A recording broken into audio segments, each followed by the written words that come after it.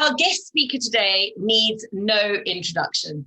He started as an engineer, he became an actor, a comedian, and has been running his own businesses for many, many years. With over 20 years of optimizing websites, he even outranked Rightmove with his own house sale website. He's written a book, and the book title is Visitors Don't Say Your Website Sucks, They Shop Elsewhere. And it's a business owner's guide to getting an online presence that generates more inquiries and increases income. And as you can tell from the title of the book, Stuart adopts a no-nonsense approach. He is an absolute integral part of the Signal team, and I thoroughly enjoy running the Biz Hub with him. Get your notepads ready and prepare to make lots of notes during this 45-minute presentation, as he never fails to deliver really, really valuable information. Without further ado, put your hands together, and it's my absolute pleasure to introduce Stuart Morrison. Hey! Morning! Oh, good morning. Wow.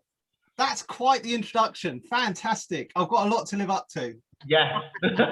I was watching in the chat and looking at all of the wins. Just incredible to be back, and I've missed the energy. We've missed you, Stu. That positivity, that just like, I was out this morning, I saw Dane, he's completely wiped, but fully pumped. And that's it, isn't it? You can be completely tired mentally and physically, but because you have people around you going, superb, well done, you're feeling like, yes, we can do this. So yay. It is it's really important though, and that's what I was saying at the end, Stu, isn't it? It's like when you're pushing through and you're digging deep, and it's going to go and get a little simple message from somebody in your community can absolutely mean the world. So yeah, it's really important, that engagement bit. And how quickly, I've said this before, we breeze past those wins like, oh, we did that, you know, I know. And you don't, we don't all need the attaboy, you know, well done, but just sharing it with someone, saying, hey, look what I achieved, gives inspiration to other people. Like, wow, you know, they went for that course and they did all that studying and they passed it and they've accredited, and boom.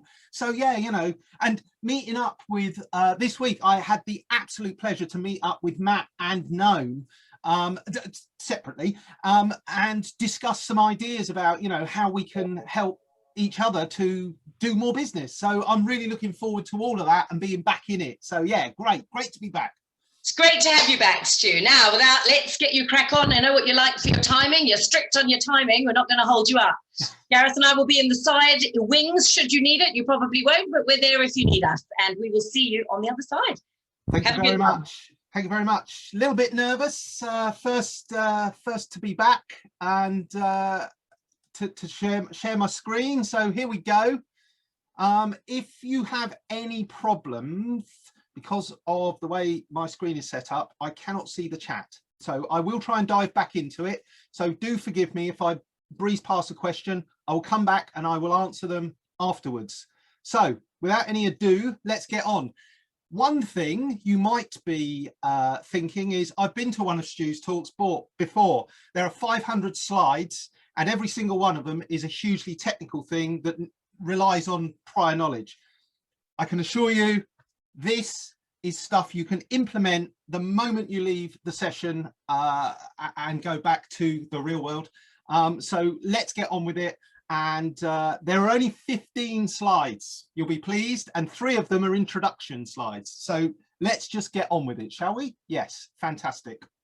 So this is about improving the results that you get from your social media, improving your ability to see selling situations, whether you're advertising or not. This isn't exclusively about Facebook ads. You don't have to spend money to do this stuff. And it's about taking any interest or reading the signs that they need your help and deepening that relationship and sharing massive value up front. If you do those things, you raise your trust levels online. You become the go-to person. You can reduce to some degree your spend on adverts to reach those people. A real world example of things that I've seen in the community is when somebody asks for a builder. Gary Newell from Jigsaw, he gets tagged when somebody asks for a bathroom. Anybody know anyone who can do bathroom? He gets tagged. he's using his network, he's using his trust. People believe and trust that Gary can do that. That Russell for bathrooms, you know, he gets tagged. So using social media to reach people who have immediate need is all part of improving the results that you get from social media. And we'll go through some strategies. I'm going to give you some real practical examples of things you can implement, as I said, right after this session. So let's get going. So why do you need to listen to me? Well, as Lou so fabulously introduced me, I've been around, I've done a lot of business related stuff, and I've been online since before broadband. So yeah, on dial-up, so right back. So I've been in business a lot. I've done a lot of social media marketing, self-brand marketing. I know that Matt is looking at building his profile as a Wix developer. And I've done a lot of customer projects online, over 127. That doesn't sound a lot over the period of time, but that kind of is the level of customer more than, you know, churning through lots and lots and lots of small little projects. Some of my projects are quite large, so 127 plus customer projects, and I've been sort of helping businesses to improve themselves, not just online but offline as well, and being a bit of a troubleshooter. People come and see me and say, I'm stuck with this, and then we break it down, get into the basics, and if you've had a session with me, you'll know what that's all about. Or if you've been to Mastermind, again, you'll know what's all that is all about. So getting on with it. Your takeaways today: you will find and be able to see and detect new selling opportunities in social media, whether you advertise or not. You're going to discover how to nurture those prospects. So somebody, you know, I have been dealing with 18 months that they've been pinging me little questions. Have I done this right? Have I done that right? And they've got to the point where they're like, Stu, can you just take over and do the rest of this? Because I feel that it needs somebody who knows what they're doing to join it all up. They're kind of right, they're kind of wrong, but they've done all the basics now. And that's really good. That's a good springboard to jump away from. So hopefully by the end of this, if you implement it all, you'll be able to springboard forward and improve your selling situations on social media. And developing that awareness of need in your target audience to uncover the signs that they'd benefit from you. Again, I mean, we were talking about breezing past our wins. The amount of times I see really, really good selling opportunities for people that I don't know, you know, for businesses that I don't have a connection with. And I think to myself, you've missed out there. You really should have engaged with this, or had a checklist to be able to say, hey, look, if you're struggling with that, that's a common thing. Why don't you use my checklist? Here you go, free of charge. I'm not even going to get your email address. If you found it really, really good and really useful, then come back and maybe sign up. So being able to grab those things and chuck them at people really quickly is part of it. And we'll go through that. And it's about deepening your relationship and sharing that massive value up front. You'll hear those words, deepening your relationship and sharing massive value up front, quite a few times during this talk, because it's can't be overstated. If you deepen your relationship, so you go from know to like to trust, and you're sharing massive value up front, it's almost a given that people will start to trust you.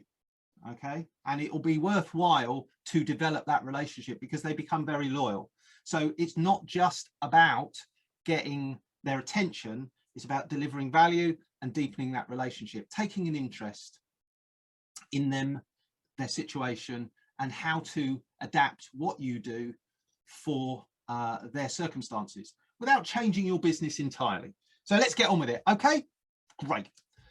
So the first thing, before you start any kind of marketing, you need to do a state of the nation, okay? Because you need to track the results. So what are the results of your existing social selling efforts? Okay, if it's a big fat zero, that's great. That's a great place to start from, because anything you do can only improve matters, right? So before you start going to social media and starting to implement all of this stuff, you need to do a few things like checking your landing page stats, reviewing your Google Analytics. Now, I know I said there wouldn't be huge amounts of technical stuff, but this doesn't have to be complicated metrics and pivot tables and spreadsheets and all the rest of it. It's simply looking and going, how many visitors did I get? How many people landed on my sales pages on my website? Have I looked at my business dashboard on Facebook, and have I checked my engagements, my likes, my shares of my posts?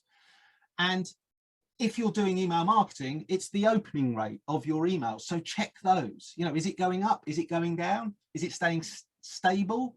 Are you getting more people signing up? You know, these are very small metric data points that you can just track very simply in a spreadsheet. So what did I do last week? What did I do last month? You know, track that and you'll very quickly be able to see if your efforts are rewarding you. If they're not, then you need to change what you're doing or how you're doing it. It's not necessarily the platform. It could be you're putting out the wrong type of content. So knowing the state of the nation before you start allows you to see if what you're doing is a good spend of your time. Because let's face it, we ain't getting the time back that we spend. So you might focus on spending it wisely by reviewing these numbers and allowing yourself to find out which links are popular and which pages are popular. We're able to quickly see in the back end of the Signal website in the data, we can see where the landing pages are, which are the popular blogs. We're tracking which are the popular blogs month to month, because it gives you a sense of what your audience wants.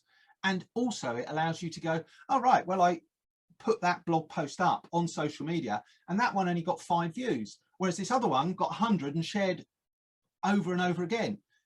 Well, what was it about that one versus the other one? Was it the topic? Was it the way I did it? Was it that it was a video and not just a written piece? Think about these things. And if you're doing the same thing over and over again, you get the same results. So knowing what those results are and being able to tweak, change, track, what I'm doing is getting better, what I'm doing is not working as well, allows you to make those changes. So that's always the first thing that you need to do with any marketing campaign. Where are you now? So you can see what happens after you have implemented that marketing campaign. Okay, quite a lot of times I see this, not just in social selling situations, but on websites as well, and across the broader marketing mix. You have to be clear what value your brand represents to your target audience. Okay, it might not be the value that you are trying to sell. It might be that they can get hold of you really quickly. It might be that you deliver a great service and they'd frankly pay more for it.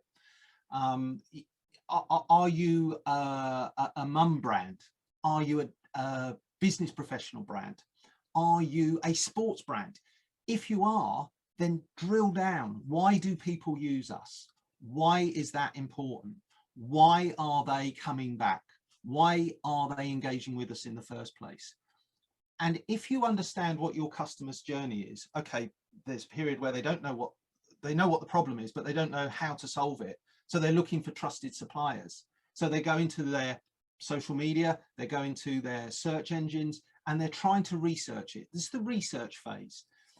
During that phase, you have to be very clear about what you present to any of your target audience in need, because that's what they're going to engage with, the value that you represent to them. It's the age-old, you know, people don't buy a drill, they buy a hole in the wall. That's what you've got to understand. What is it your target audience are trying to achieve by engaging you? Are there hidden motivations? Okay. Are you getting underneath that? Are you talking to them about what really is driving their motivations? So this is a point where you start looking at your content, and does your content show your value in the best light? I see this all the time. Really great companies, really poor content. Okay. And yes, if you've got big budgets, you can employ content specialists. Hey, Stu, I'm not a content specialist. I can barely string a sentence together. Well, that doesn't matter.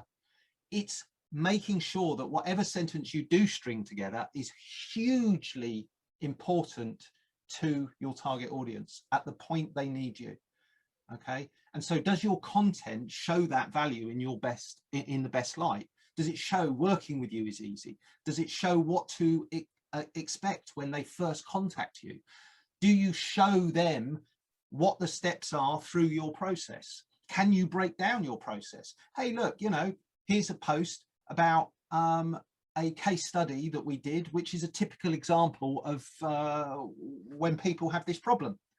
And by sharing that sort of thing, you can highlight, you know, all of that kind of the soft skills, the customer care, the support, the attention to detail, the things that people really value when they do have a problem. And whether it's a simple problem that, you know, with a click of a button on your website, they can buy something and it solves it, or whether it's a more complex problem where they've got to consult with you over a period of time and engage you and maybe even put you on a retainer. Does your content do a good job of explaining how you work with your customers? More than one moan a week is whinging. Stop it. The amount of times I see people on social media whinging, it's not a good look on a business. I got pulled up on it by a good friend who said, do you realize that people are judging you? And I kind of, it needed to be pointed out to me for me to make the connection. I just thought that tone doesn't come across in writing. So I was being a bit flippant and a bit sarcastic in my head, saying, oh yeah, and guess what the HMRC have done this time? But it doesn't come across as that. It just comes across as you're moaning and whinging. And whilst, yes, everybody does the social media life, you know, it's all unicorns and rainbows, but there is a way of presenting it. You know, think of it as, instead of problems, learnings. You know, we talk about wins or learnings, and genuinely it's because you've got to put the right mindset around the problem rather than just going, oh, this is terrible, this has happened again, bloody thing, I can't stand it. Rather than going, hey, look, this is the opportunity I've been presented with, I could do this or this, what do you think? And there's a more practical way of dealing with the problem, a more accessible way for your audience to see that, yes, you know, businesses have problems, but these people are attacking their problems with a positive spin on it. Are your posts valuable? Do people genuinely find value in your posts? And it doesn't have to be a real tangible value. It might just be that the post comes up and puts a smile on their face for the day. That's value. So think about ways that you can add to your target customer's day. You know, even if it's just a piece of news that you get in your news feed yourself and you go, wow, my audience really needs to know about that. And then you cut and paste it and say, hey, look, you know, I was looking around the web. Here's some great information that you're going to need to know. Signal did it last year during lockdown. There was a lot of changes very quickly, and we tried to keep up with it and post it and give people the information. And it was a chaotic situation, so sometimes that was difficult to do. But having that audience, knowing what their needs are and providing that information allows your business to move forward, because people come to you and go, I need to make a beeline to them because they seem to always have their finger on the pulse. So setting up a Google Alerts for keywords in the news that you know that your target audience want to have delivered to them. Think of it as curating the content. You don't have to generate the content. Okay, curating the content is a great way of being seen as the go-to person. You're like a filter in that field, that or that niche or that industry that people rely on to get them the hot topics that they need to be focused on. That's great for professionals, but it also can be, you know, lifestyle businesses. Hey, look, you know, this is trending now, and these are the reasons why, and it's a great product, or it's a great thing that you can do. Come and talk to me and I can talk to you about it. This is another one that Facebook is starting to crack down on. If you post business related information using your personal profile, Facebook may put you in Facebook jail. I know. When you're a self-employed small business, what isn't personal? Okay, what is business? That line is really blurred. But if it's blurred for you, it will be blurred for your audience. So start thinking about, do I get myself a Facebook page? Very simple to set up. 5 minutes of answering questions and checking boxes and uploading some images. You can have a page for your business that you can then post as. Now, it's a little less personal and it's not what I would normally suggest, but considering the alternative that Facebook are going to start cracking down on people trying to get people to buy from them using their personal accounts is going to get more and more difficult. They are nudging people in the direction that they want them to go at the moment. So think about setting up a business page on Facebook that has some great content that drives people back to somewhere that you control, which is your website or maybe offline. Because if Facebook then start to charge for services or reach, as they are increasingly doing, you then have a place that is yours that you are in control of. Because what happens tomorrow if Facebook suddenly turns around and says to every business, oh, if you've got a business and you're on Facebook, it's a £1 a month or $1 a month charge. And we all know where that $1 a month is going to go. It's going to go up. Or they might lock you down. Or as somebody in the Signal family, in the Signal village has found, they're on the naughty step for a few months. No appeal, no right to ask Facebook, you know, why. You can, but you won't get a sensible answer. It's all done by bots. The point to it is avoid the issue by sharing all your great content on your Facebook business page. Also, following, sharing and being a part of the environs around leading industry brands and names. What do I mean by that? There are always going to be bigger brands, there are always going to be bigger businesses, regionally, nationally, globally, but your audience is aware of them. So don't ignore them, engage with them, okay? Follow their posts, share them with your audience. It shows you've got your finger on the pulse. Like I was talking about curating the content, this is part of that strategy. Keep an ear out. What's coming up? What are big brands changing? What are they? What is the industry moving towards? Can you be like a beacon of light for your local audience in a national, regional, national, or global field? So don't just think, well, I'm only a small business, so I don't need to worry about what's going on nationally. Your audience will. Okay, and so engaging with that need allows you to have a conversation on your Facebook page, on your blog, on your website, and push people towards engaging with you and creating those valuable conversations that are the what next conversations. So I've learned all this. How do I make this all work for me in my business? Or how do I do this in my house? Or can I talk to you about you guys doing this for me? So this all sets you up. It sets the stage for you to have those value-driven conversations. So you have to be clear what value your brand represents. Okay, credibility builds trust. If you've been around me for any time, any length of time, you will hear me say the know, like, trust, try, buy, repeat mantra, okay? And credibility builds trust. Google knows it and they use it as part of their SEO algorithm. They look at how authoritative, trustworthy and experienced you are. Now, how do they do that? Well, they look at who is mentioning you, where you're being seen, what you're doing. That's the authority part. The trust part is their reviews.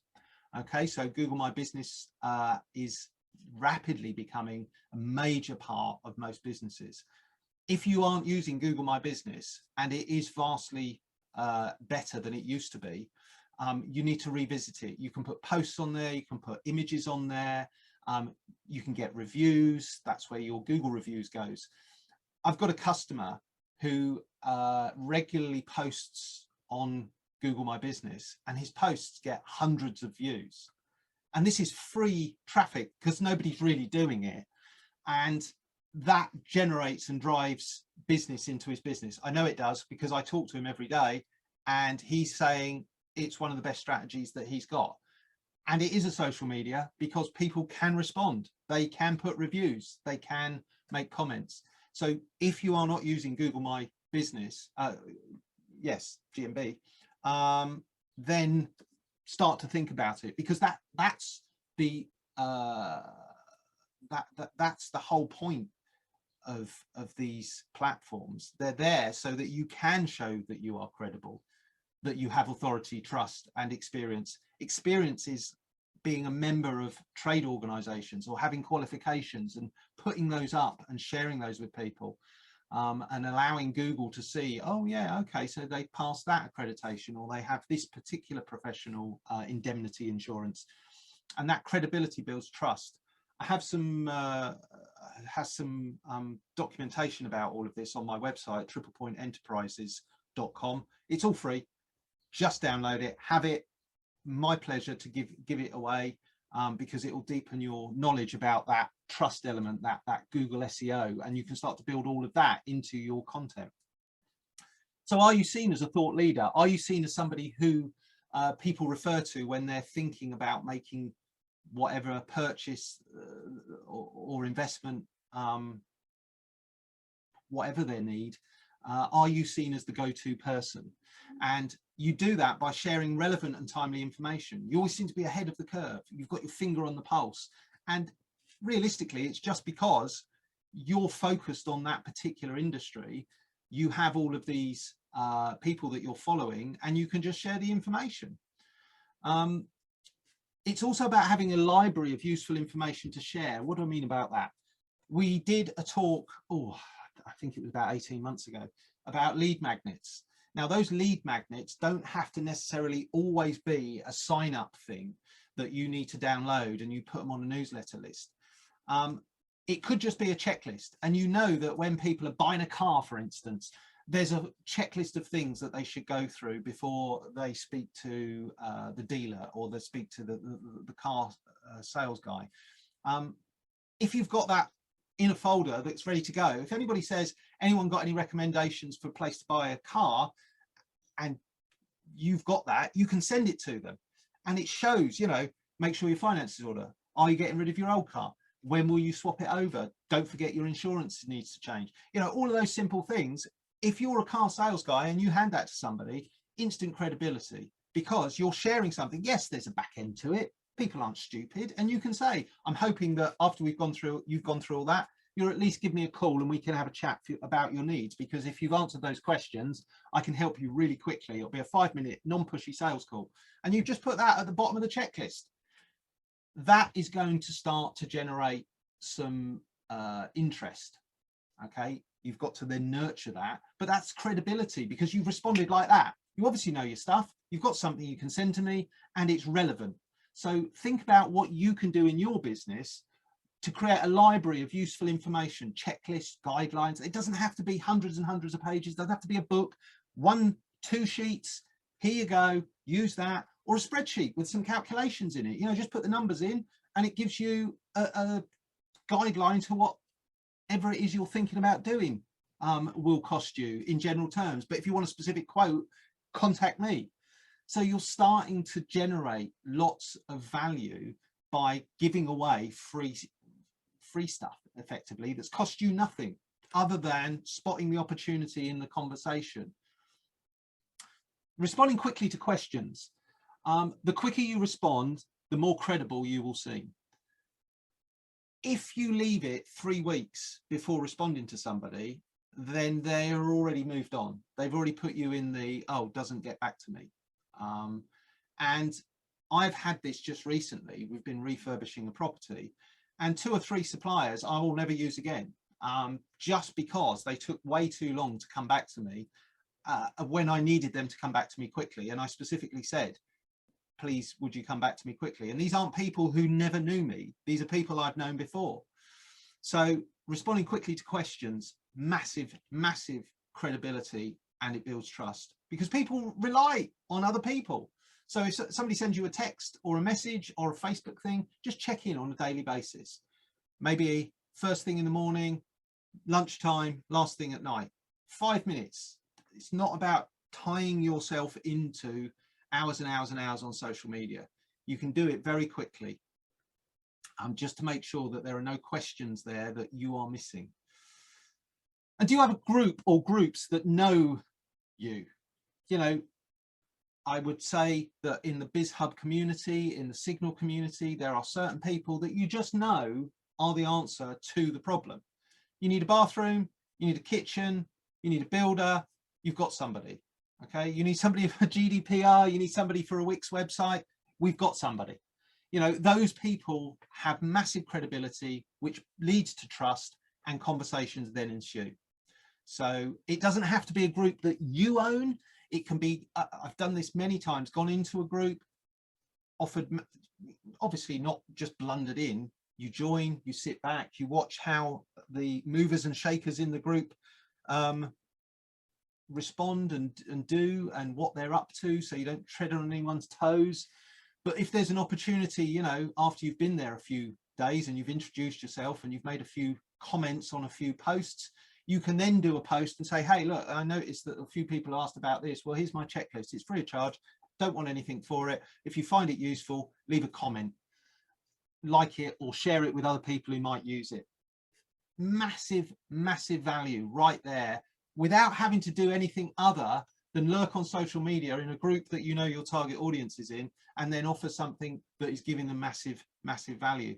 You have to be careful you don't piss off the owners of the group, but the point to it is that you are helping them as well, because you are offering their audience a reason to stay in that group. So don't think of it as being cheeky, think of it as supporting them. And you might even send a message to the admins and say, hey, look, is it all right if I share my checklist? It's not a sign up, I just literally a download. I don't want anything for it, but I don't want to step on anyone's toes. I've never found an admin yet that has gone, no, you can't share anything on my group. So, you know, pick your groups, know where your audience is, and share value. That builds credibility, which builds trust. Okay, moving along. Do you monitor other brands, your name and your business name?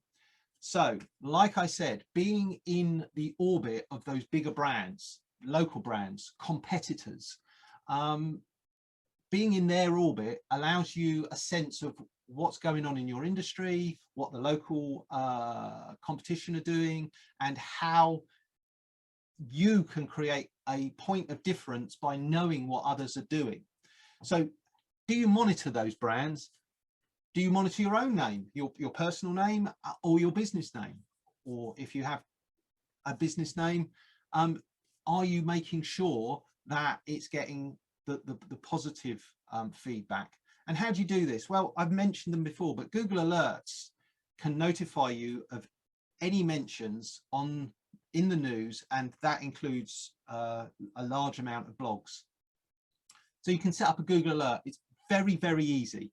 You just log into your Google account, type in Google Alerts, and follow the first link. Literally, you know, you put in the keywords you want the information to come up for, and you tell Google whether you want to be notified in an individual email or a roundup on the day, or various different frequencies. It really is quite straightforward to set this up, and you can set one up for each one of your competitors' names. You can set it up, and if you're monitoring your competitors' names and you're seeing they're getting mentioned in certain places, go to those places and see if you can get a mention. You know, it's so easy to pick up these selling signals and selling opportunities by using the technology. I've spoken about this earlier, monitoring those key groups and pages and being part of the conversation. And it also allows you to find out things about the competition, both large and small, local and national and regional and global, because it'll also see other people's attitudes to those brands. Oh, that brand or that business, I had a bad experience, or I had a good experience. And then you can go, oh, right. Oh, okay. So my target audience really doesn't like it when the brand local business did this. How do I not make sure that I don't do the same? And so it gives you some market insight into attitudes. And that's just being around those bigger businesses and making sure that you're keeping an eye on what they're doing and what the competition is doing, but monitoring it over time is of really, really big importance, because you want to become a trusted name on those industry forums. Okay, you want to be able to go into LinkedIn and post something and people go, yeah, wow, great, you know, that's fantastic. So don't just go with the attitude of being social, of liking and just commenting. Have an agenda in your head. That's not wrong. That's you being businesslike. Okay, I'm going to go to these groups. I'm going to see if anyone's posting anything that I can comment on, that I could add some value to, that I can, rather than just, oh, well, I'll just go and have a read and spend 5 minutes and, oh, that was interesting, I didn't do anything, I read some stuff and laughed a couple of times.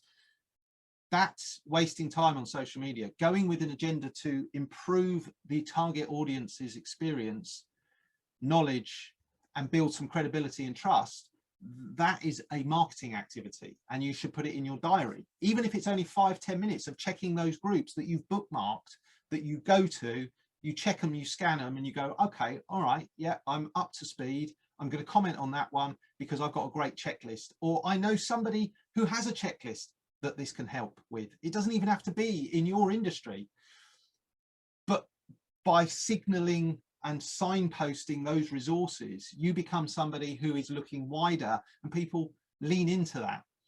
And here's a fun fact: 80% of people in groups do not comment, but they do read and they do act.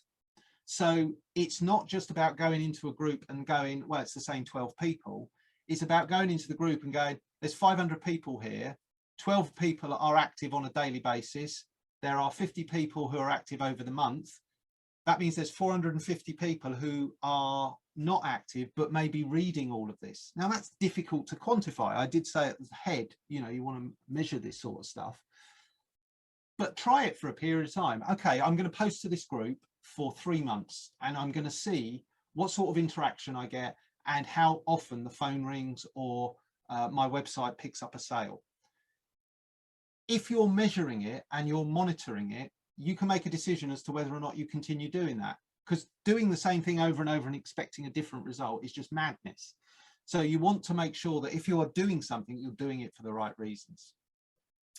And how do you differentiate yourself from the bigger players? If you know what they're doing and you can monitor them, you can say, well, the big brands are doing this, but what they're missing out on is the personal touch, or this particular aspect of what I do. And that allows you to put that clear space between, well, those are the big players and this is why we do it this way. That's not wrong. It's just that we as a small business can do X, Y, Z that the bigger business we understand can't do. So allowing your audience to see that point of differentiation, massive value, because then they understand what their value is, what your value is to them. So make sure that you're monitoring other businesses as well as your own, so that you can see and improve on that point of differentiation. Follow and contribute to the conversation. Like I said, 8% of people are sitting there reading but not acting. They're not engaging, they're not typing.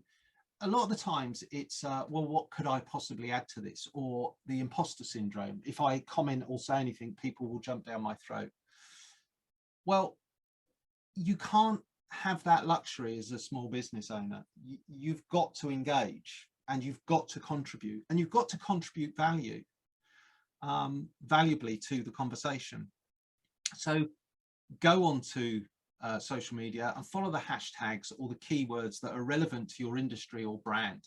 Okay, we mentioned the Google alerts, but you can also go onto Twitter and see what's trending. You can also follow certain hashtags. There are services out there which will allow you to put in your hashtags or your industry, and they will share all of the high value hashtags. I'll dig it out and make sure it gets shared with you guys. But it allows you very quickly to see what the hashtags of value are, and to then use them so that the people who are following those hashtags suddenly see you as part of the conversation. Okay, and that is really straightforward to do. You can then answer those questions or the issues that arise. I've said this before. Look for people with problems. Look for people who are whinging and moaning. Some of them are doing it with the view to alleviating it. Some people just like a good whinge and a moan, and you'll get a sense of, you know, whether somebody is biting or engaging with you when you're sharing value or not. It's like any sales situation. You need to be a part of the conversation. You need to be having conversations to make sure that you're having conversations that are leading to sales. Some will, some won't. But the point is, if you're not having any conversations, you won't get any sales. So you need to answer those questions and see those issues that are arising and be a bit proactive about engaging with it, saying, oh, that's really fascinating. We had a customer who had a similar problem and they solved it like this. So be thinking, when you go to social media, be thinking about improving those conversations that you're having, improving the lives of the people with those issues and sharing that value. I said before, having a library, having a ready to go in a folder on your desktop, something that you can share which adds value when somebody is in that situation. A cheat sheet, a checklist, a guide, a frequently asked questions page on your website. I can't tell you how important a frequently asked questions page is for your website.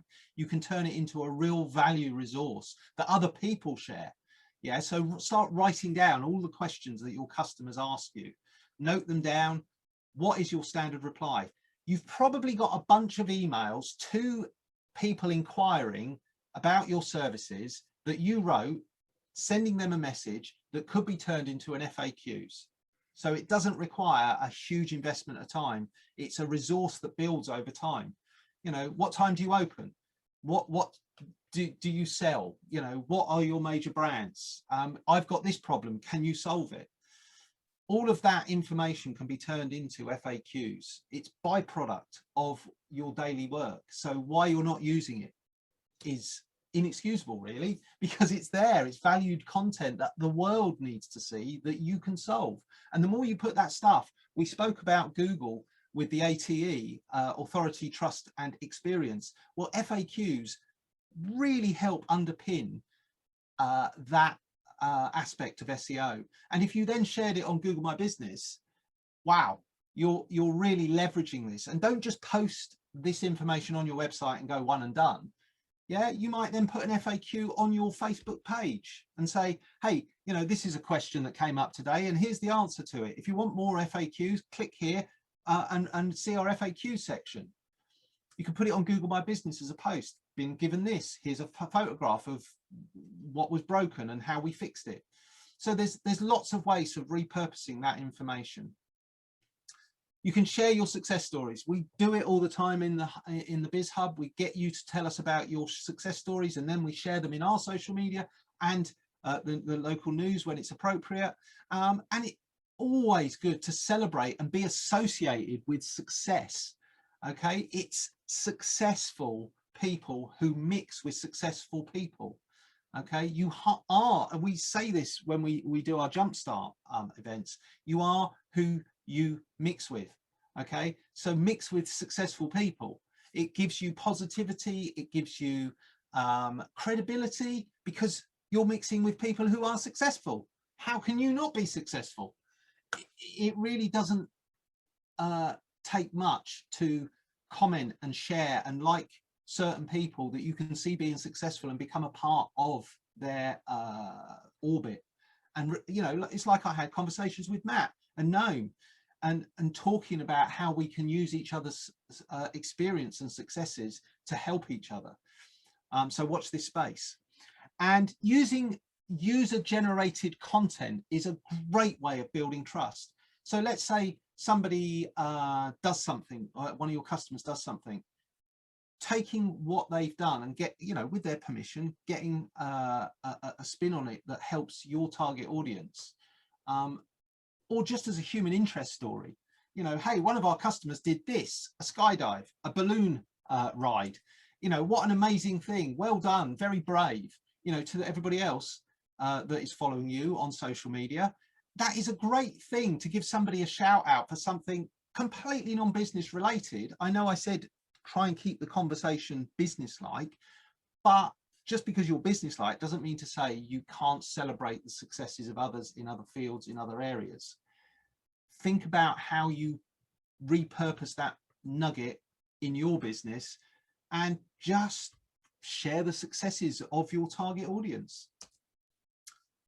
Okay, this is just one point. There isn't broken down into multiple points. I said that responding quickly builds credibility. It does. Massive credibility, because you're seen to be present, you're seen to be accessible.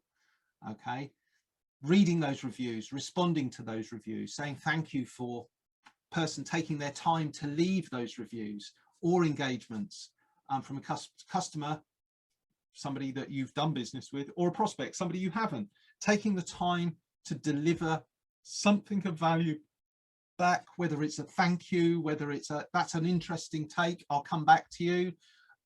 It lets them know that you're listening, which is the equivalent of picking the phone up within 3 rings. You care enough to respond fast.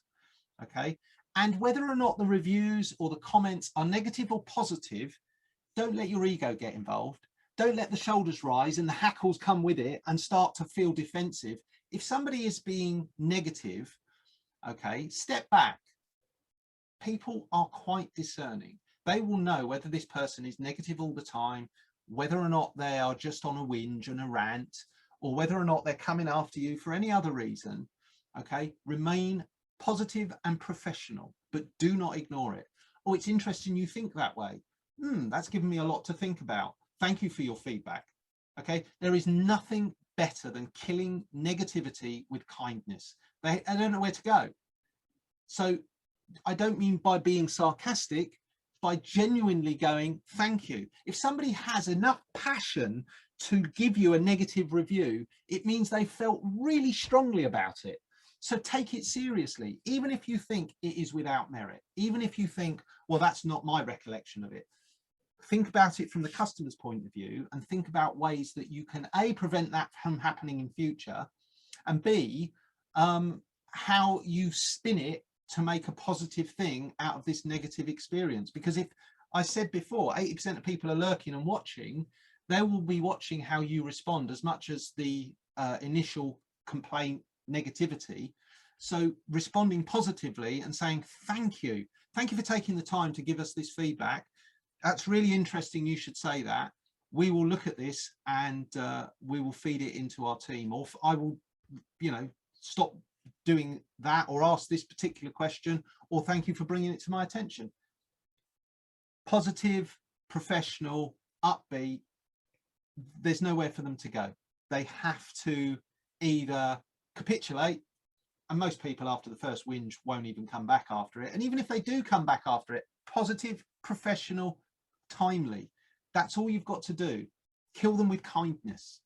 Yeah, people have long memories, and if you go back with a massive rant and tell them that they're wrong, you will be seen to be the loser, not the person who was a legitimate customer who had a maybe overblown or overstated the problem, but you will come off worse if you don't respond professionally and positively. Okay, made that point, I think.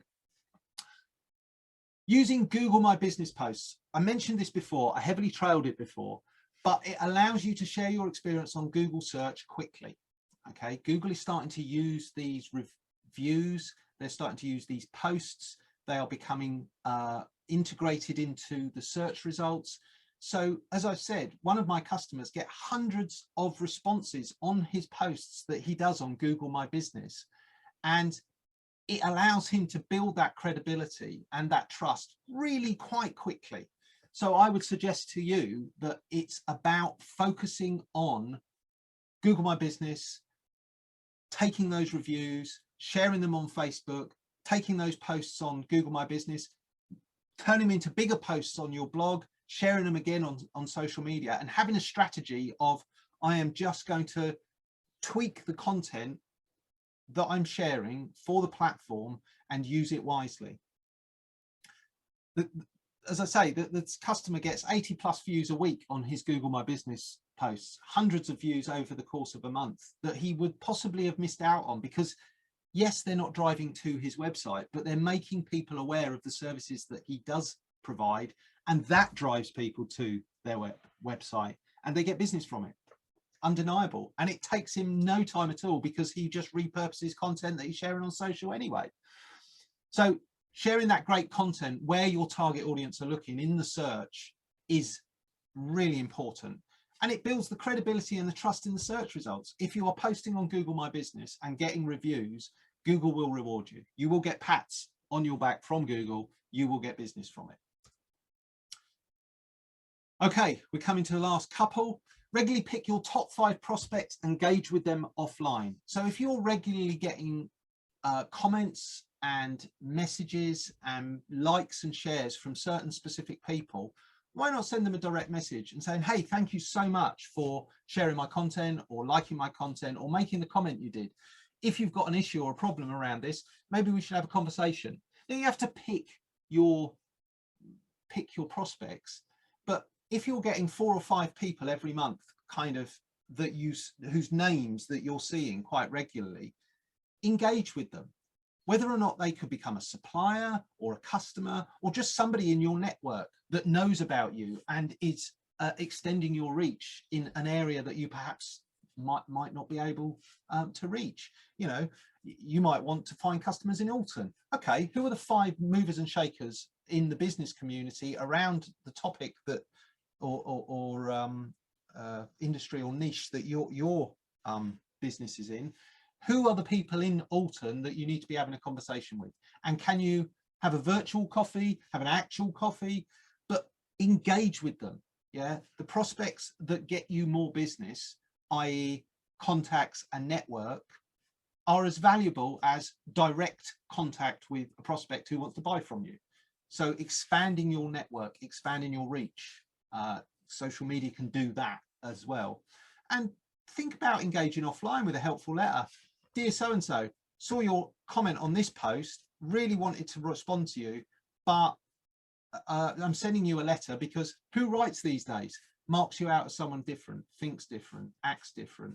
People like difference if it's a positive difference. You could print out or send an article. You know, if you saw something and you immediately go, oh, so-and-so would really like that, send it to them. You can print it out and send it to them, or you can send it as a PDF, you know, or just a link. There are various ways of sharing your value without having to actually do any of the work yourself. You are in the, as we've said before, in the orbit of those local, national, regional brands, and they might have posted a blog post that was really important. And I did it recently with somebody who is now becoming a customer. I sent him some information. I did a couple of minor little images for him that took me 2 minutes, literally 2 minutes in Photoshop, and to demonstrate how it could look on his website.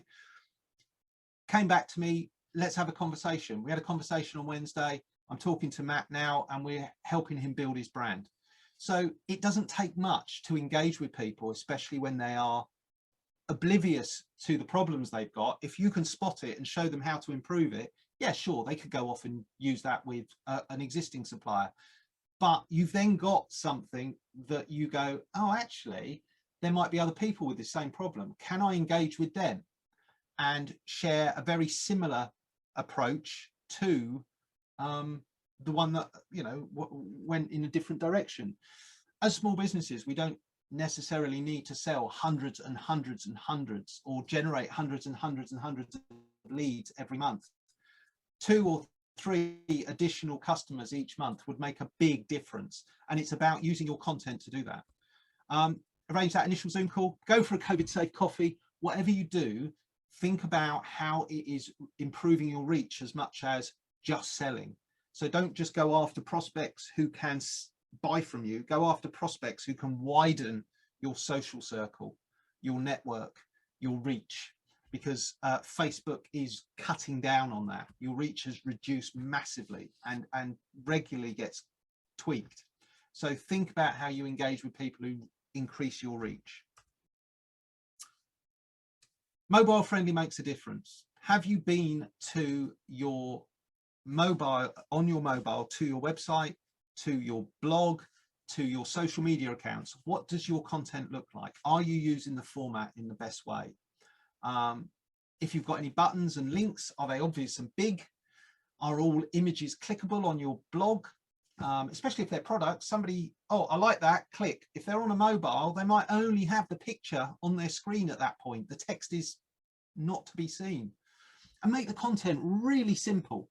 Okay, if you're going to get complicated with content, that's fine for more in-depth stuff. But on social media, keep it simple. Make it stepping stones into the conversation. Okay, don't just bombard the customer with a ton of information. Simple steps, stepping stones into having the what next methodology. What would be the next thing to do? Right, well, why don't we have a COVID safe coffee, or why don't we have a Zoom chat? And don't forget to caption videos. 98% of people on Facebook see video without any sound, and people watch with the sound off. But vice versa, people listen to YouTube without watching the visuals. So just be mindful that people may not consume your content in the way that you just put it up.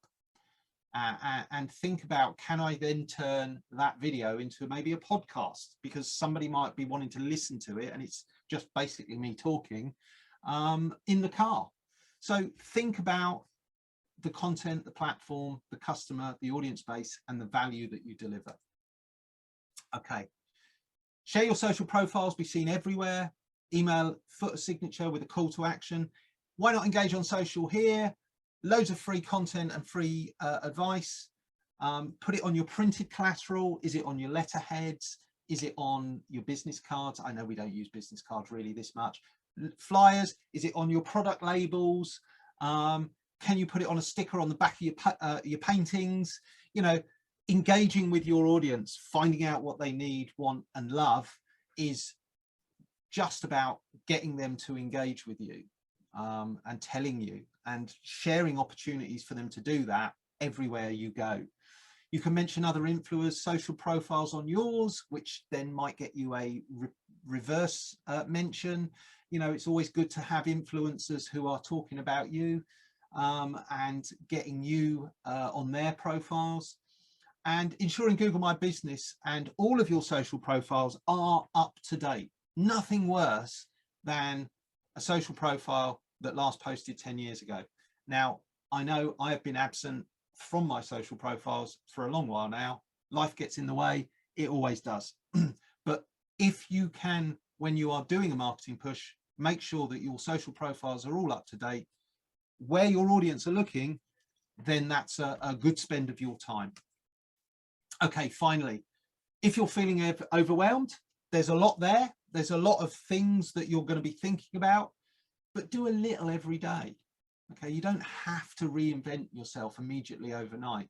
Take these nuggets, these tidbits, but don't ignore it, because there are people who are doing this sort of stuff and they're getting results, and they're getting results quietly, and they're not just bombarding their audience with, here's a lead magnet, sign up for my newsletter, download this thing, why don't you buy this, here's the latest offer.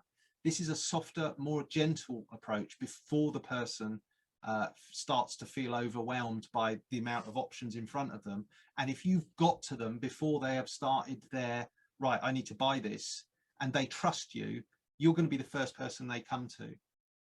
I hope that's been useful. I hope that has set off some chains of thought in your head and given you some ideas for your social profiles to help improve the leads that you get, the quality of the leads you get, your credibility, your trust, all of those good things across all of your social profiles. And if you've got any tidbits or questions or successes, then I think we should chat about them. But that's me, I'm done. How did I do? Stu, amazing. Thank you so much. Goodness me.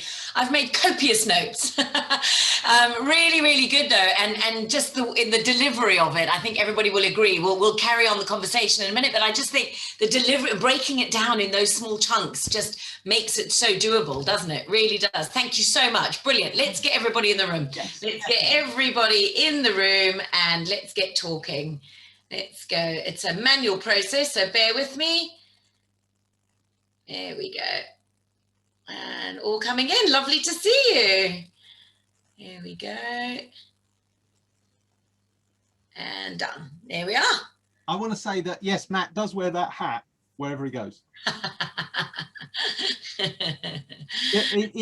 Back in my youth, there used to, the newspapers used to have a competition on during the summer, and if you spotted the particular person, and they'd say he's in Brighton today, and if you spot him and you go up and you say this phrase, he will give you a free copy of the newspaper and a voucher for a free coffee or something.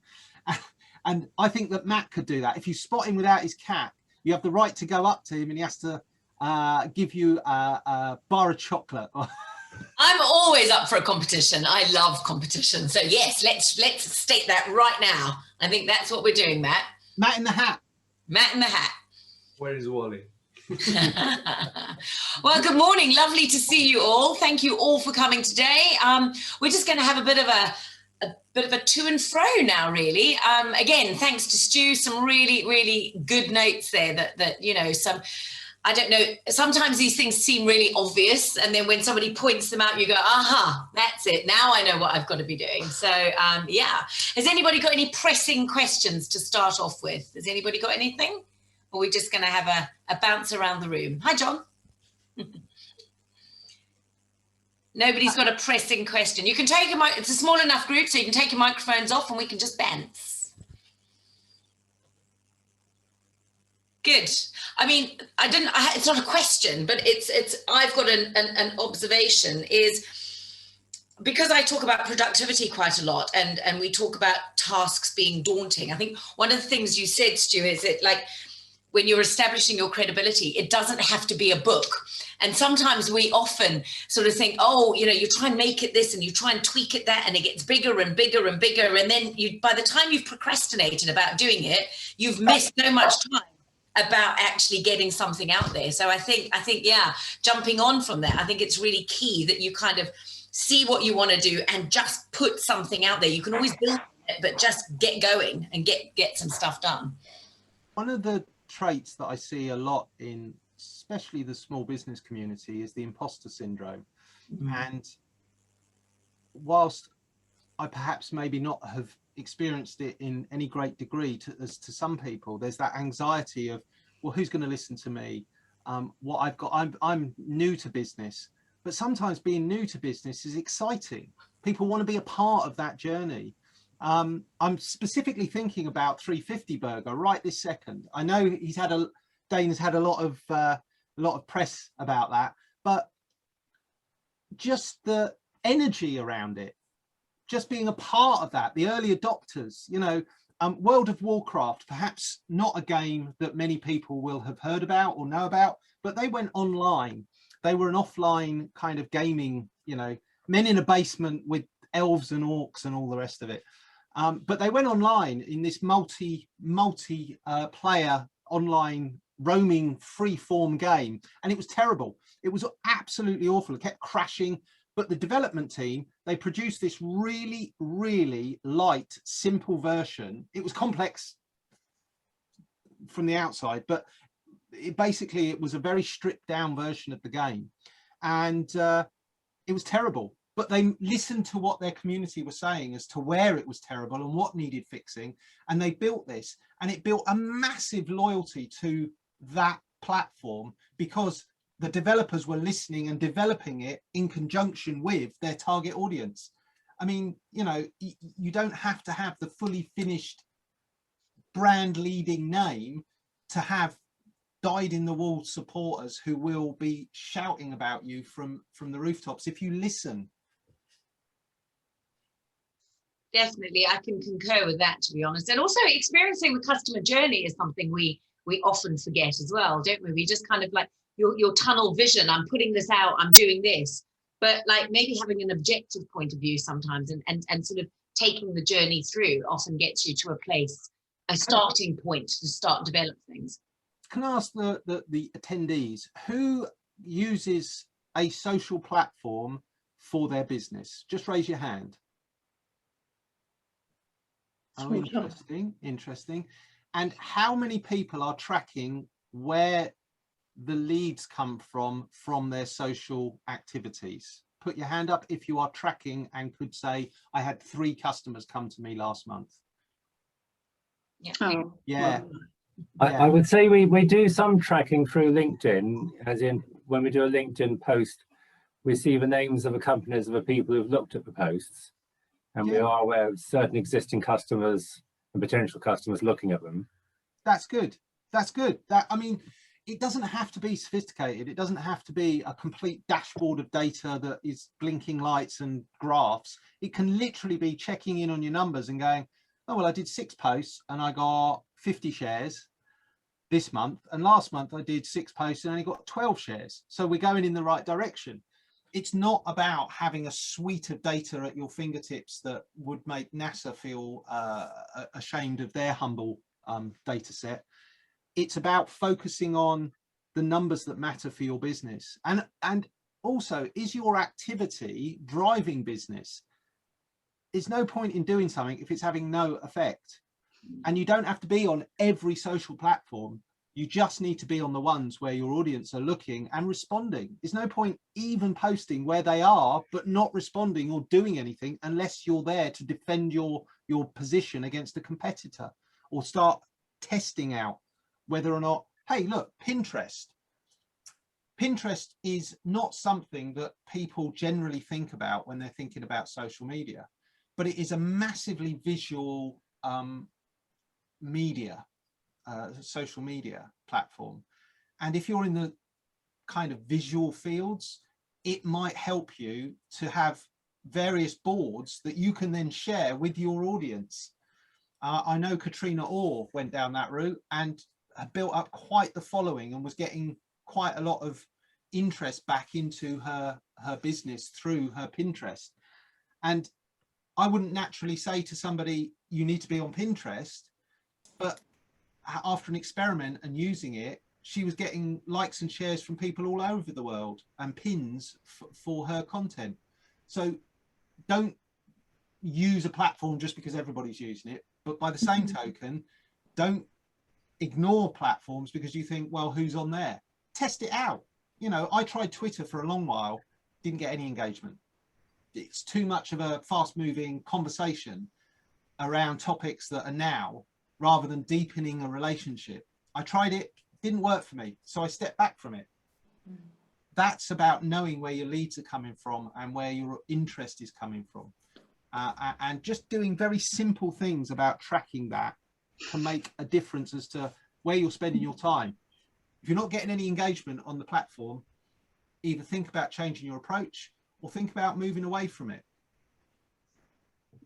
yeah. Can I chip in? Yeah. I didn't put my hand up then because I feel like I'm not doing it broadly enough or consistently enough to kind of put a tick in the box and say, yes, I'm tracking everything. And again, because my classes have just come back, I feel a bit like I'm kind of almost starting the business again. I've got 3 classes a week that are full and I'm off, and I've got these beautiful visuals to share on everything, and everything gets a nod and a comment, and it's all good. I'm pretty sure, and I feel like so overwhelmed by all the different things I could do to monitor that I kind of go, oh yeah, it's going down okay, and I move on to the next thing. But I get what you're saying. It's how to put that monitoring like in my weekly to-dos, just as a little. Maybe I put it in as like a Monday morning activity or something. If it's not in the diary, Jo, do it. Yeah, if it's not in the diary, it doesn't exist for me. No, exactly. And I've started saying to my daughter, she's like, oh, I'm working this day and I'm doing that day. And it's like, is it in the shared diary? Yeah. You know, then you're not. It doesn't exist. None of us know. Yeah. And you've kind of got to wear 2 hats. You've got to be the social media manager who plans it all out. Yeah. And then the content generator who goes, right, I need 3 blog posts this month or 4 blog posts this month. I need 12 social media posts around those blog posts. And then the ad hoc stuff that I do on a daily basis. If you are turning up to your social media platform and thinking, what do I post? Then you've missed the point. That's not a campaign. That is just ad hoc posting. Yeah, no, that is and the ad hoc posting, yes, and the ad hoc posting where you do take a snap of, hey, just bought 40 canvases, that supports the planned activities. And it's a bit like the Hubbub product that Signal have had, that it's not about the massive uplift in sales, it's about being consistently there when your audience is there, and supporting and underpinning the business with its ad hoc as when posts, because those are great posts, those kind of, oh, I've seen something that is really my target audience will find really interesting. Those are going to come up on a daily, weekly basis. But if you go, right, this month I know that I've got to push the art lessons, that's what my focus is going to be. I'm going to produce some content around it. I'm going to produce some blog posts around it. I'm going to share some customer stories. That's my focus for August. Gives you a month to generate the content. You schedule the content. And then throughout August, you're thinking to yourself, right, I know my standard content that is going out is all about the lessons. So everything I do will support that. And you'll start to then see ad hoc opportunities that are around that topic, because you're thinking about that topic. You've created that topic, and you know August is learning month. Great, art learning month. That is my topic. That's what I'm going after. And just having that can put some structure around it. Structure builds credibility. Credibility builds trust. Trust wins sales. Yes, it's honestly, it makes so much sense. It is inspiring, but I do keep having the same conversation with people. I just need to do it. I need to put that backbone in. And then you're right, everything that I'm doing now, because I've suddenly got this sort of plethora of beautiful images that are so easy for me to use. I'm firing them out, but there isn't a structure. But they would make the amazing ad hoc bits to support. Yeah. So what's the block that's stopping the? Just too many hats. It's the time thing, and I'm not moaning. No. Very happy with how it's all going. But 3 kids and school, and it's really frustrating. Can I just jump in, Joe? When you mentioned, oh, I've got to do that, the first thing you said, I've got to do that on a Monday morning. It doesn't have to be on Monday. No. It can be a Thursday afternoon when you're having a coffee. Yeah. To do that task. We all think, oh, I've got to get that done. I'll do that on Mondays. But we don't have to do it on a Monday. You can do it any day of the week. Yeah. Pick your time that you think is going to be most suitable. Look around what the kids are doing. Look around what's happening, and select a time that you know that is probably a little bit quieter, and schedule it in for then.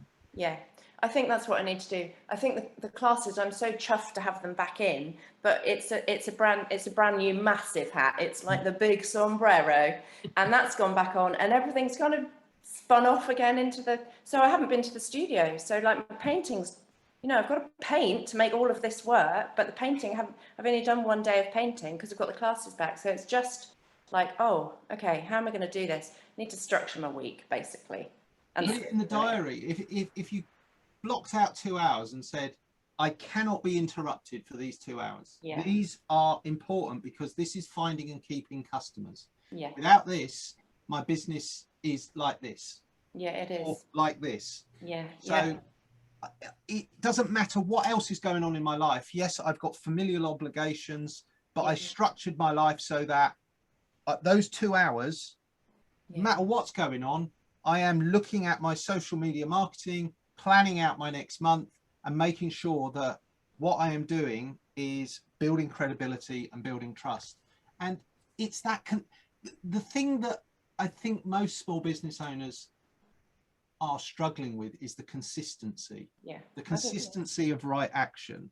But that consistency of right action is what builds your business. And knowing what actions are producing business and what actions aren't is the whole of it. Don't waste your time doing things that aren't making you any money. And we all do it. You all have to do it, because until you've done it, you won't know. And there's no point in ignoring things just because it's difficult. Hey, it's not getting any easier. Do you know what I mean? Life is a series of struggles, and then you die. But it's about enjoying that. It's seeing the struggle and going, right, this is a great opportunity. I know I'm not doing it right. How do I sort it out? And if you could see my desk, and my office, it is a bomb site. I haven't touched it in 6 months. Stuff has been dumped in my office for 6 months solid, and I've got to get it sorted. But it's about structuring it. There's no point in me hitting one area and just moving it to another. I've got to structure it. And I'm going to have a conversation with Lou about, you know, sorting out and throwing out and being organized, because she is the queen of it.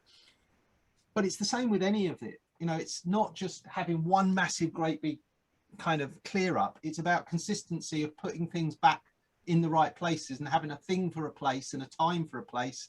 And it's the same in our businesses.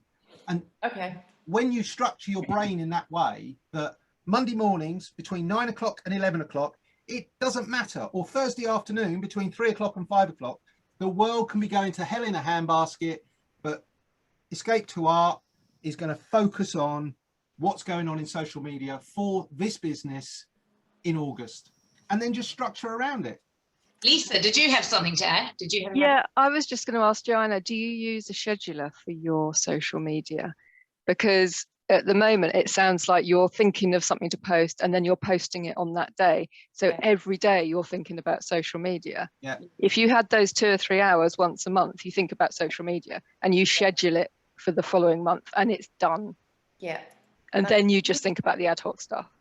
Yeah. You don't have to think every day, I haven't posted, I must post, what time's best, blah, blah. It's done in one go, one sitting. I definitely recommend that. I used to panic all the time about the finances in my business.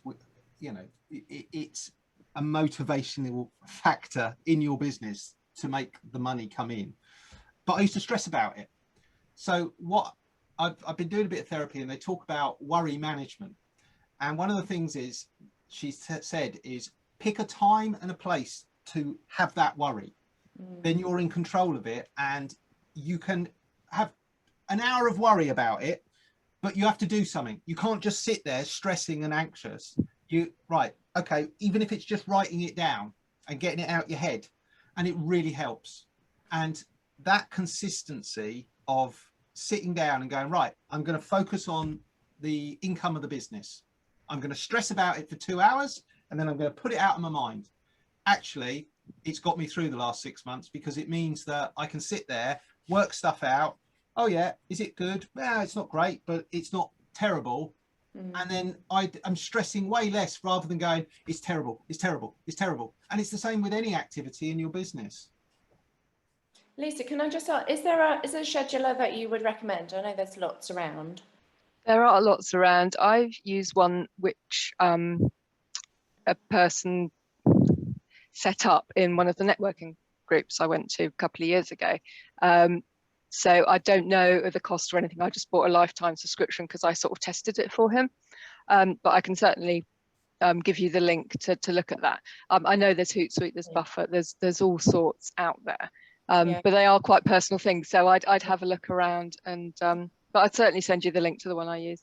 Yeah. You can have a look. Thank you. Wonderful. Hi, Nan. I use both, because I do social media for another company as well. I use both Buffer and Later, and they're both, there's a free version for both of them, and I think they're both great. They do exactly what I need them to do, and you can schedule out as far as the eye can see. So okay, cool. I don't go too far. I've also put the link that I promised for, it was hashtagifyme.me, and it allows you to monitor hashtags on Twitter and Instagram. So you put in your hashtag topic, and it will give you hashtags in and around that topic, and it's just a free website. So that's Brilliant. A useful tool. Yeah, thank you, everybody. No problem. Brilliant. Has anybody else got any other questions? Any other insights they want to share? No, I've got it's a question probably for both Matt and for Stu with regard to the website. We often get people asking us. So you have the whole process of getting your website to where you want, and people come and talk to us about this and say, I've got it, I've spent the money, I've done it, it's all on.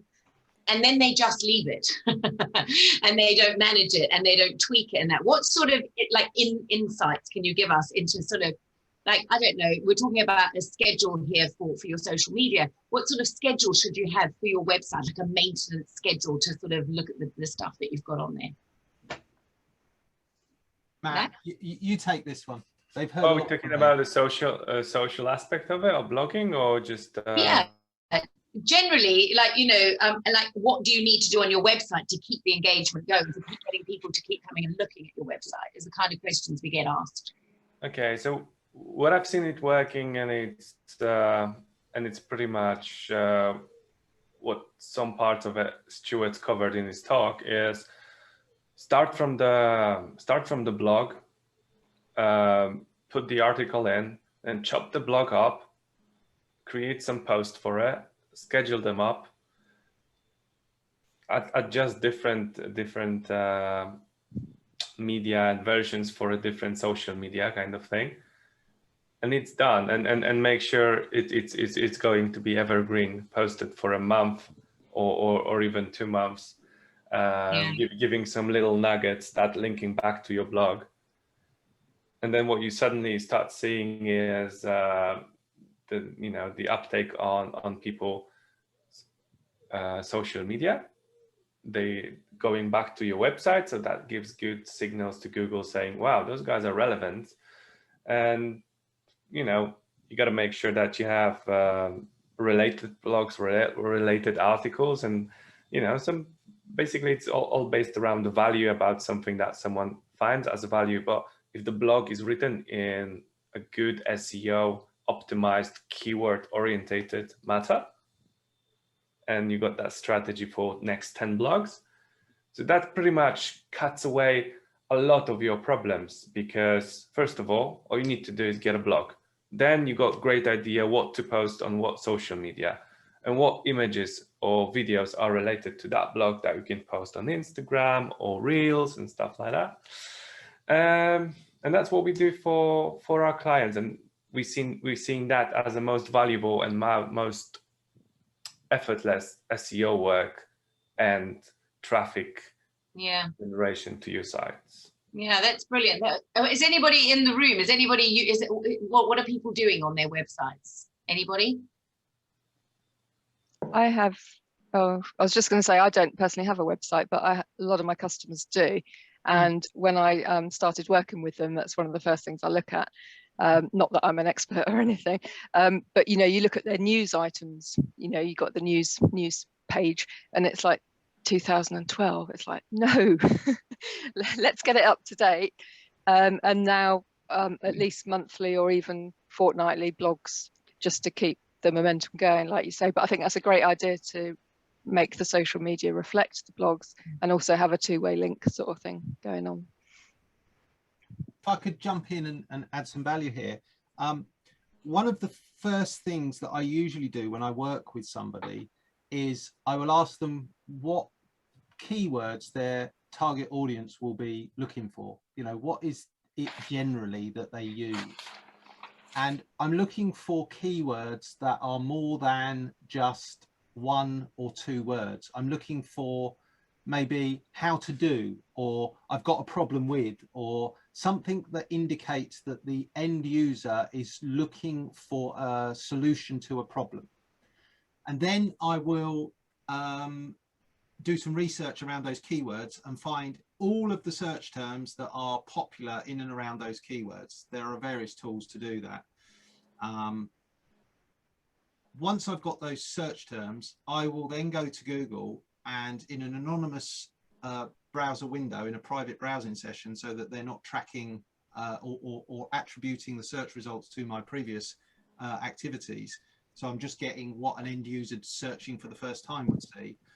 I have a look and see who the top 10 are for each one of the search terms. And usually, broadly speaking, in an industry, it will be the same old faces coming up in that top 10. Once I've got a list of those top 10, especially locally, I will then look at their activity, their content. When was this website last updated? And the best thing that I can see is that they put a blog post up 6 months ago. That's like brilliant, because I know that with consistent good content being delivered over a few months, the customer's website, if it's in the top 100, my goal is to get them in the top 30. So once you're in the top 30, Google's algorithm changes, and you are seen as a much more credible person to get put into the top 10. You can't go from 100th place to the top 10. You've got to go from 100th place to the top 30, and then you will make consistent gains if you are doing all the right actions. So the first thing to do is find your keywords. Don't worry about getting all of the keywords. You'll get the majority of them. Put them in to Google, see who else your competition is. Don't ignore the big guys, but don't necessarily wait towards them. It's the smaller guys, the local people. You want to see what they're doing. I reckon with most small businesses locally, you could be on the first page within 6 months using, as Matt said, the strategy of great content, chop it up, adapt for various platforms, and have that posted out. Do that over 6 months with a plan and consistency, and you will see results. Brilliant. Yes, Matt? Awesome. If I could throw something in as well, quite a good one, and there's a lot of confusion around it, is a Google website. It's the one that when you set up your Google My Business, and they give you opportunity to have your own website. It looks worse than anything you've ever seen because you can't do anything to it. But what you can do is you can add some of your products or services, or I would recommend both being named the same. From some of them, you can get the links back to your website, and you can give a description of your business.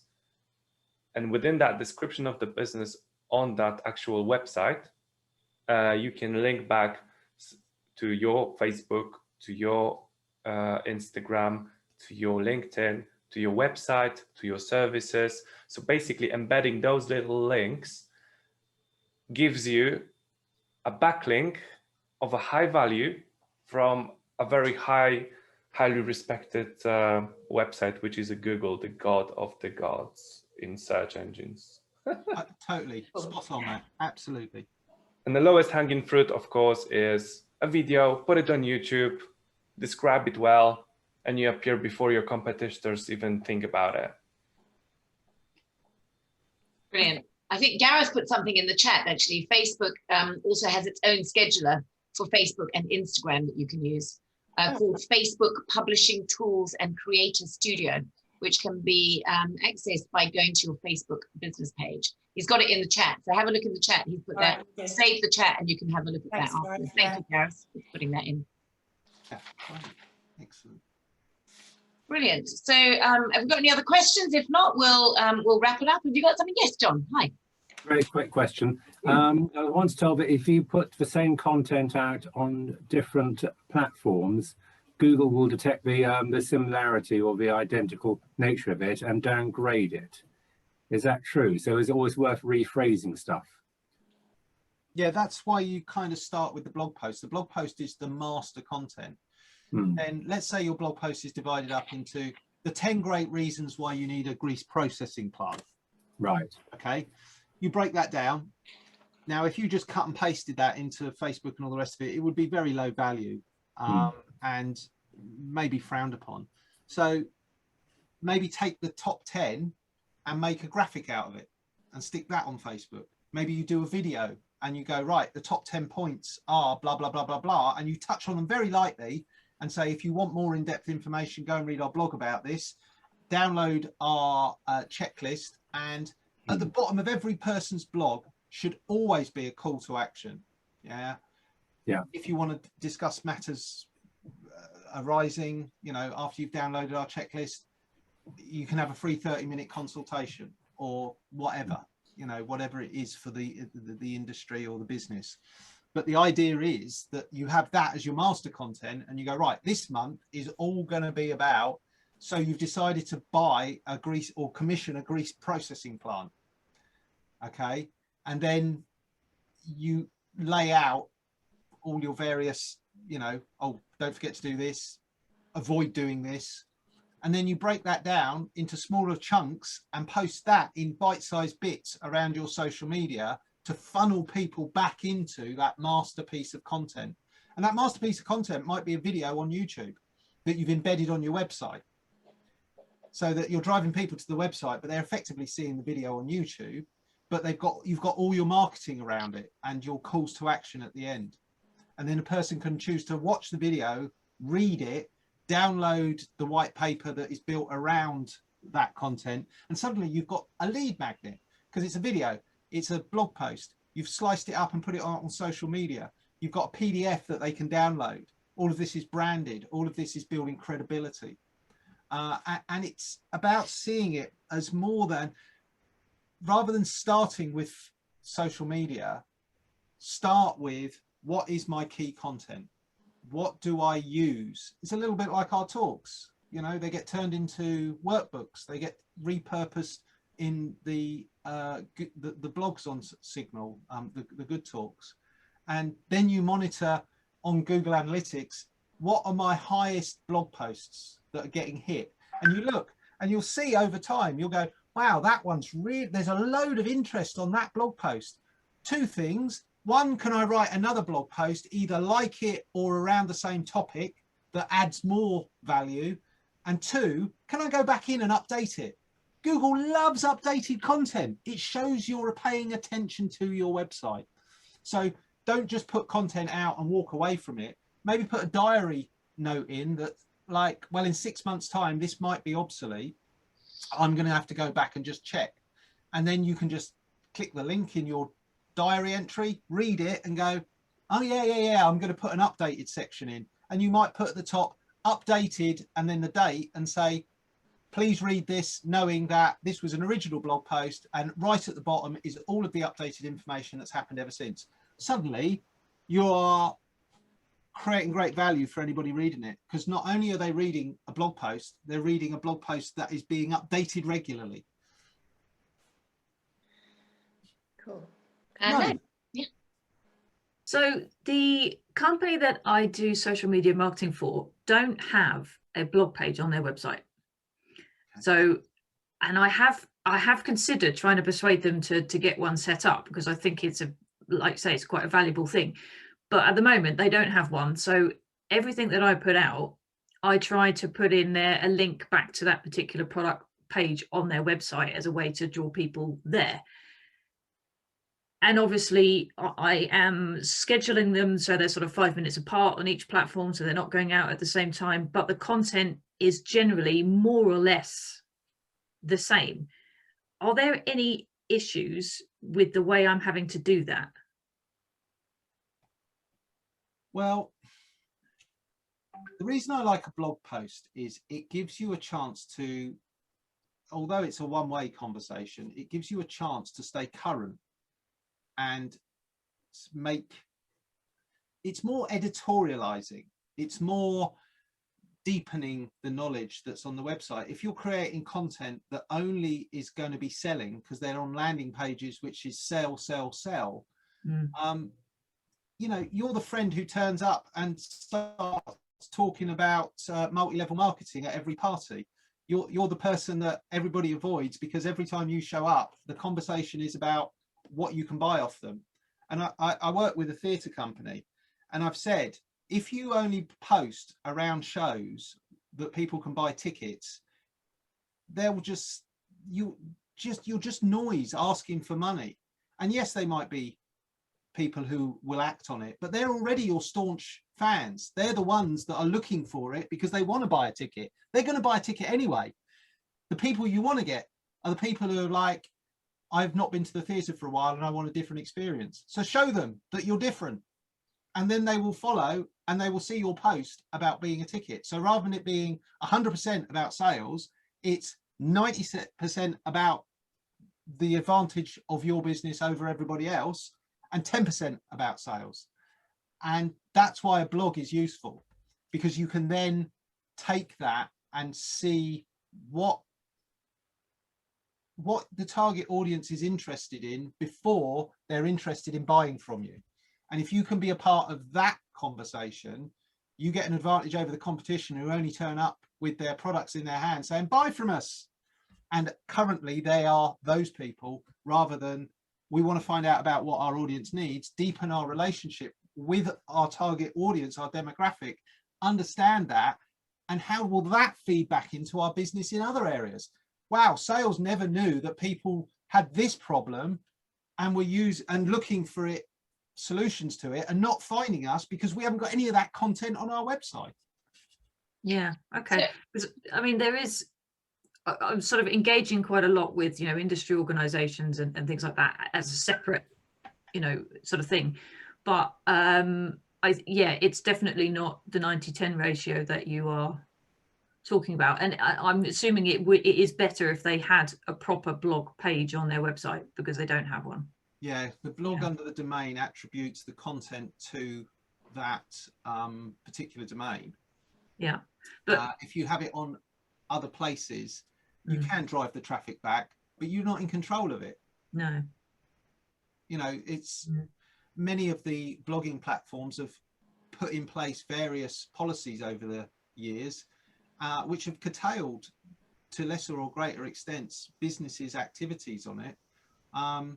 The cannabis industry in America, you know, lots of platforms are very wary about people pushing their wares on those platforms and have all sorts of caveats in place. And, you know, that can come in overnight. And if you're relying on that particular traffic stream, suddenly it's gone. Why not have that as a backup traffic stream? You know, it's a channel rather than we hope that Facebook doesn't kick us off, or we hope that Twitter doesn't suddenly ignore our tweets. And it's kind of insulation as well. You're putting great content on your domain. You're adding value to that resource. That is an asset in the business. Can I ask you now, why haven't they got a blog page, a separate blog page? Oh, you read my mind, Lou. That's what I'm here for, Stu. Why don't they get it? I honestly don't know. I wasn't there when the website's fairly new, and I wasn't working with them when they were sort of putting it all up together. So they just sort of said, oh, look, here's the new website. You know, it's wonderful. It's got all our products on there. But yeah, there's no blog page. But I am in touch with the guys that designed the website as well. So I think trouble is the guy that owns the company is a little bit old school, and he's a typical Portsmouth lad. You know, he just likes to get stuck in and make his fiberglass stuff, and you know, thinks that everything will be just peachy if it's just left alone. You know, so I don't know. It might take some convincing on my part to get him to actually spend the money to get another page put on his website. What is the platform that he's on? Is it WordPress? Yeah, it's baked in. I mean, it's there as part of WordPress. It will depend how the developers have set it up, of course. Some developers I know hold back the blog element and charge a fortune, like redeveloping the website. But effectively, it's a link to a page that is then listing all the blog posts. And well, I might have a look, because I've got access to the login, the back end of it. So you can shoot me over information. I'll have a look and I'll tell you. I mean, that's fairly straightforward. But the point to it is that people, when they come to their blog post, think, well, if I launch a blog and it's got one post on it, that's so sad and nobody's ever going to take it. But if you don't start somewhere, and the best way to do it is to get into the flow of it and start 3 months out and put those posts up, but don't publish them. And then say, right, we're going to launch the blog in 3 months' time when we've got 3 posts, or we've got 12 posts, because quite frankly, one a month is, you know, if your competitors are putting up one every 2 weeks, then you've got to be putting one up every week, just because, you know, that's the arms race we're in. But, Matt, did you have something to add? Matt. Yeah, no, what's the industry for those guys? It's the interior landscaping industry. They make plant pots. Yeah. Do you know what would work for old school guys who see no value in blogging and potentially social media activity if it's not great? And how-to videos on YouTube. Okay. So how to make a planter, or how to do X, Y, and Z. So I had a huge success in just grabbing some manufacturers' how-to videos, putting them on the company's channel, and you know, the boss will see the huge rise in watches and comments. And if they don't want to go for the blog, you can pretty much put a blog post on a description of YouTube video too, and then by all means link it back to the website and stuff like that. Yeah. Make sure it's branded, and off you go. That's going to be huge value and huge traction for their audience. Yeah, people love how-to videos. And also, you know, one of the pieces of content that is perennially well received, not only the how-to videos, but the making of videos. Nobody gets to see how a plant pot is made, but imagine some video of the production, you know, when the order comes in, how we do it, bit of the design, here's the layout, blah, blah, blah, blah. That is great engaging content. Now, it's not necessarily engaging with his target audience, it's engaging with the audience that buys the planters. So that's then raising the profile of the business overall with the target audience of the people who buy the planters to sell. Yeah. So you can then say to him, you can support these people with great content for their websites. Imagine if Homebase featured one of his videos. We were on that theme. We were thinking about doing that at the studio. I haven't bounced this over to Jade yet, but she's going to hear it right here, right now. Is possibly having a time-lapse video of somebody doing one of their pieces of work and having those visible in the studio, like next to the painting. So there's the creation and a time-lapse video of it being created. We were just bouncing that idea around when we were looking at marketing. Yeah, so, yeah, it's a great idea. And that opens you up to TikTok and a load of other platforms. No, exactly. My kids keep saying, Mom, do this, do that. Yeah, stuff like that. Fantastic. Yeah. Yeah, with that video, you can chop it up and do the same thing as the blog. I mean, chop it up, put it on Instagram, little reels, do that. Matt helped me with Instagram, a little technical issue yesterday when I was trying to do a story or a reel. What was I doing? I was doing a story, wasn't I? Yeah, he helped magic me. Thank you. It was so obvious once he pointed it out. You know, when you're holding it, you're like, where's it gone? He was like, oh, it's just there. I was like, thank you. One of my favorite channels on YouTube is called Beyond the Press. And it is effectively this guy with a massive industrial press, and he just squashes stuff. Oh, that's all he does. Brilliant. All day, every day. He squashed bullets, he squashed toys, he squashed stress relievers, you know, you name it. If it can be crushed, he has squashed it. And it's just accompanied by this hard rock, like Norwegian death black metal. It's so funny, it's hilarious. And now he started blowing things up and going out on the ice. And the other day he blew a great big hole in the ice, like with the watermelon. It was hilarious. I think we've all started entering Stuart's mind. It's now getting dangerous. I think it's called Beyond the Press. I'll have a look and I'll share it in the group for fun, for just the brilliant bonkersness of it. Wow. Yeah, it's pretty crazy. Right. I think that brings us nearly to the end. Unless anybody's got another pressing question, I think we've come to the end of our session today. If you do have any questions about your website, about social marketing, I'm working with both Noam and Matt now, and we would all be happy to have a conversation. If you want branding tweaked and changed, speak to Noam. If you want your website set up right, Wix is now a platform that I can really get behind, and I've discussed with Matt. Go and speak to him. And if you are completely clueless with your content and your strategy and your online presence, come and have a word with me.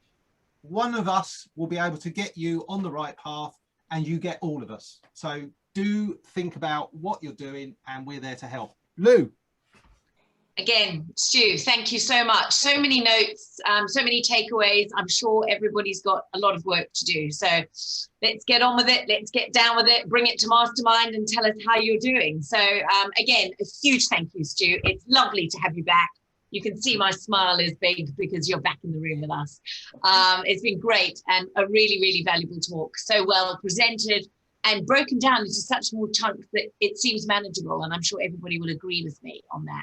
Well, so again, it's recorded, so you can watch it back, and I believe the presentation will also be available in the members area. So if there's anything you're like, what was the second thing? We've got you covered. Brilliant. Again, lovely to see you all. We'll see you all hopefully next week. Remember to book on Next week we have a really, really fabulous talk, so don't miss out. Come and join us, and have a fabulous weekend, everybody. And thank you for joining us today. All right. Thank you. See you soon. Bye. Yeah, bye. Still doing the Zoom wave. Still doing it.